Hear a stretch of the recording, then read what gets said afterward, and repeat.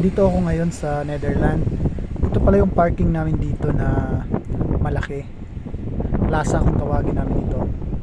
Sa bandang itaas, di ko alam, may ginagawa sila dyan. Basta may mga truck na dumadaan dyan, naghahakot ng mga buhangin. Yan, napakalaki po nitong parking na ito. Gaya po ng mga iba kong video, napakarami rin pong windmills dito. Paikot din po yan. Yan, yan ang pinaka driver's lounge. And nandyan din po yung CR and then palikuran.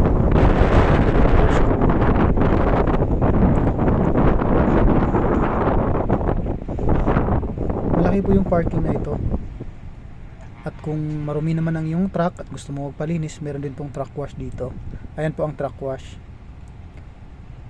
Magkahiwalay po ang bayad ng truck wash sa bayad ng parking.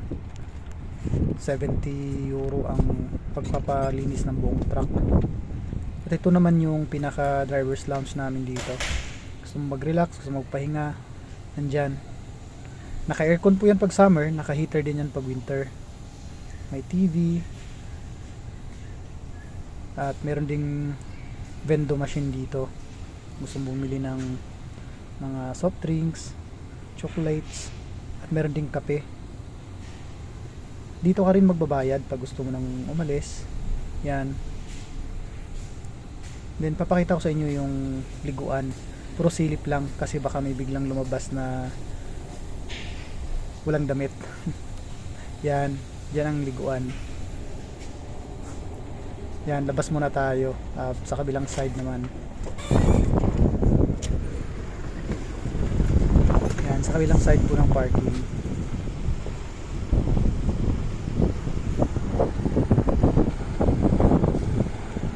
At yung nakikita yung building dun sa may dulo, ano po yan, restaurant.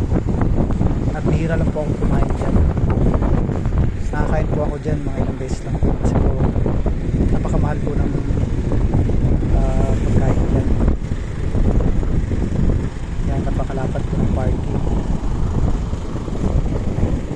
Balik po tayo sa loob. Pakita po sa inyo yung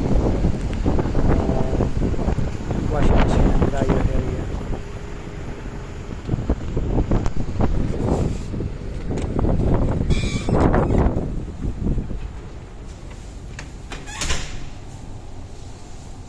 Yan, washing machine, and then yung sa right side is yung dryer. Dalawang washing, dalawa rin po yung dryer. Yan, papuntang CR. Pupunta tayo dun sa may sa may pinaka pahingahan namin. Yan, pwede kang humilata dyan. May saksakan din po yan ng charger. At ito po yung kabuuan ng itsura ng parking. Yan. Yan po yung pinaka picture niya. Pakalaki po. And then ito na may itsura ng terminal kung saan kami palaging nagpipick up ng container. Yan, yung barkong yan, dyan sinasakay yung mga dinideliver namin container. And then, dyan din kinukuha yung mga container na kinakarga namin. At itong parking na to, pag gusto mong mag-shower, gusto mong maglaba, may additional payment po yun. Ito dito ka magbabayad. Meron kang card na pwede kang mag-recharge. Diyan ka mag-recharge ng card mo. And then ang halaga naman po nung pagligo is nandito po. Yan. Pag maliligo ka, 50 cents per minute. And then 350 yung dryer, 450 euro naman yung pag washing. So washing ka 450 euro, and then dryer 350 euro, 8 euro for isang labahan mo. Yan, ito yung pinaka-itsura ng pinaka-entrance bago ka pumasok. Yan, dyan ka mag-register. Yan yung truck na yun, ganun.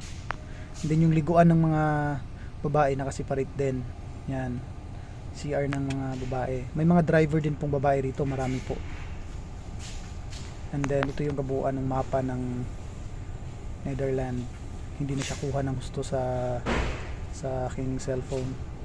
Then may mga rules din po itong parking na ito. Nakasulat po rito sa bulletin nila. Yan, pati ang pag-inom ng alak, kung hanggang anong oras lang pwede, nakalagay po lahat dyan. Yun lang po, salamat.